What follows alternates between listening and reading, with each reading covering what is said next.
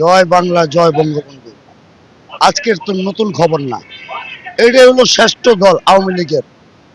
শ্রেষ্ঠ দল ভাঙ্গার জন্য যেভাবে উঠে পড়ে লেগেছেন, আর এই দল ভাঙ্গার মতন কোনো সুযোগ সুবিধা নাই। কেন ভাঙ্গার মতন সুযোগ নিয়েছিল কারা? জামাতের ইস্তিকার নিয়ে খাড়িয়েছিলেন। তারা চেয়েছিলেন এই যে আজকে শহীদ মিনার পালন করতে খুব পারতো না, এই শহীদ মিনারও তারা বাতিল করে ফেলতো ক্ষমতা যদি আসতে পারতো। আজকে আজকে দেখেন, আমি আজকের থেকে না, আমার 10 বছর বয়সের থেকে আমি আওয়ামী লীগ পার্টি অফিসে, আমরা মায়া চৌধুরীর নেতৃত্বে আমরা এই 88 বন্যায় রুটি বানাইছি, 88 বন্যায় রুটি বানাইছি। আজকে আমরা কোথায় কোথায় আছি? কেউর কাছে আমরা মাথা নত করি নাই, কেউর কাছে আমরা বিক্রি হই নাই। এমন কোন এমপি মন্ত্রী জাহাঙ্গীর কবির নানক, মির্জা আজম শাওন, নুর নবী শাওন তারা বলতে পারবে না আবার পোস্টার লাগাতে গিয়েছিলাম আমি, কেউ লাগাবার কোনো পাই নাই। সেই মুক্তি চাই পোস্টার লাগাইতে 7 মাস গ্রেফতার ছিলাম, কেউর কাছে মাথা নত করি নাই। জাহাঙ্গীর কবির নানক বলেছিল আওয়ামী লীগ ক্ষমতা আসলে আমার একটা ব্যবস্থা করে দিবেন, কিন্তু কোথায় সেই ব্যবস্থা? আকাশগন্ত হয়েছে। কিন্তু তারপরও এই যে 64 জেলায় 300 করে ঘর বাড়ি দেওয়া হয়েছে, আমিও তো একটা ঘর পাইতেছিলাম। কই এই শেখ মুজিবুরের কণ্ঠ যে 7.5 কোটি মানুষ ছিল, তখন 7.5 কোটি কম্বল এসেছিল, আমার কম্বলটা কোথায়? তো আমি সেই পাত্তায় পড়েছি, কিন্তু কাউকে কাছে বলতে পারি নাই। ওই ঘরের মানুষ কখনো দূরে কেউ কাছে বলন লাগে না, এমনি পাইব। আজও পর্যন্ত এই যে 5 আগস্ট আমি মার খেয়েছি, তারপর 8-এ মার খেয়েছি, আমার সবকিছু লুটটা বুটটা লয়ে গেছে, আমার 2 জন প্রতিবন্ধী নিয়ে আজকে। তারপর আমি সংগ্রাম করে যাচ্ছি। কেন? আওয়ামী লীগের দল থেকে আমি যে পেয়েছি একটা স্মৃতি আদর্শ, এই আমাদের মায়ের মমতা পেয়েছি আমরা।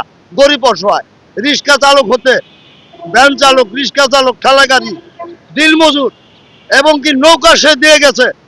কিন্তু আর এমপি মন্ত্রীকে বলেছেন সাধারণ মানুষের দিকে খেয়াল করেন, তারা খেয়াল করছে বড় বড় নেতারা, বড় বড় নেতাদের দিকে খেয়াল করেছেন তারা, কোনো কর্মীর দিকে, সাধারণ মানুষের দিকে তারা খেয়াল করে নাই।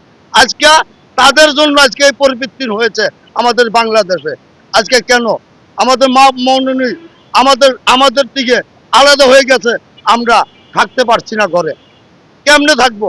যেখানেই থাকি আমরা এখন বিচন্নতে আসছি। একটা জাতীয় পতাকা আমরা লাগানোর পরে আমাদেরকে নিয়ে বহু তালবানা চলছে।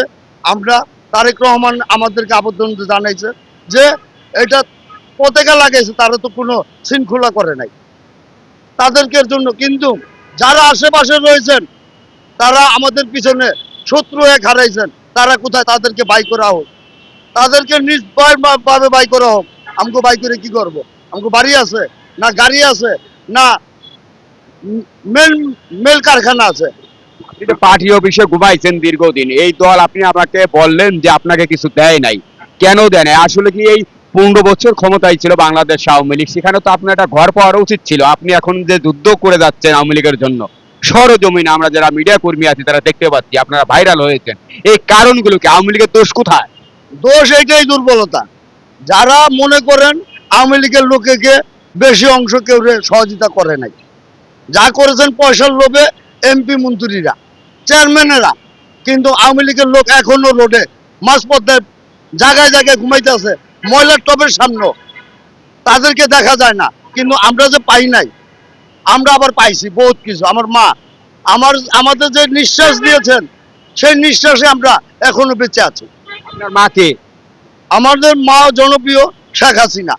এই শেখ হাসিনা খালি ওই যে এই কাছে এতগুলোই যে ঘর বাড়ি দিল, আপনি পান নাই কেন? আমি পাই না, আমাদের এই এমপি মন্ত্রী নেতাকে কারণে নেতারা এটি বিক্রি করছে। এখন আপনারা এই যুদ্ধে নামছেন কেন? এই যুদ্ধ নামছে আমাদের মায়ের কারণে, তাদের জন্য না, তাদের জন্য আমাদের যুদ্ধ না। আর 71-এর কারণে আমরা নেমেছি, 71 ঠেকানোর জন্য। এই 71-এর যদি পরাজয় যদি আমরা না নামতাম, আজকে এই যে তারেক রহমান আজকে এই দেশ। আপনারা যখন কেন্দ্রীয় কার্যালয়ে পতাকা উত্তোলন করেন, তারপর থেকে সারা বাংলাদেশেই দেখলাম যে পতাকা উত্তোলন করেছে। আপনারা শুরু করে দিয়ে এই সাহস কে জুগিয়েছে আপনাদের? এটা আমরা নিজেরাই করছি, এবং আমার ভাইয়ের আরেকজনের পকেটে 100 টাকা ছিল, এই 100 টাকা নিজে দুপুরে খাইবো, এই খাওয়ানোর টাকাটা না খেয়ে আমার কাছে পতাকা কিনতে দিয়েছেন। এই পতাকাটা আমি কিনে আমি একটা বাস এনে এরপরে এই পতাকাটা আমি লাগিয়েছি, সেটা আমার আছে। কিন্তু আমরা আপনারা যে এই যে দীর্ঘদিন পরে 18 মাস পরে যে কেন্দ্রীয় কার্যালয়ে পতাকা উত্তোলন করেছেন, এখন সারা বাংলাদেশে সেই পতাকা উত্তোলনের সেই ধাপটা শুরু হয়ে গেছে। এখন আপনারা যে রূপটা দেখিয়ে দিলেন, দল কি আপনাদেরকে মূল্যায়ন করবে? আমরা সেটা জানি না। আমার মা আমাকে ভালোবাসা যদি দেয়, এইটাই বহুত কিছু। একটা হাসি দিয়ে যদি বলে এই বাংলাদেশের ভিতরে আবার জাগিয়ে উঠেছে এই জাতীয় পতাকার দিকে, এটাই আমরা বহুত কিছু পাও না। আমরা অর্থ চাই না, আগেও চাই নাই। আগে যদি আমরা চাইতাম, এমপি মন্ত্রী আমাদেরকে ফ্ল্যাটে রাখতে পারতো।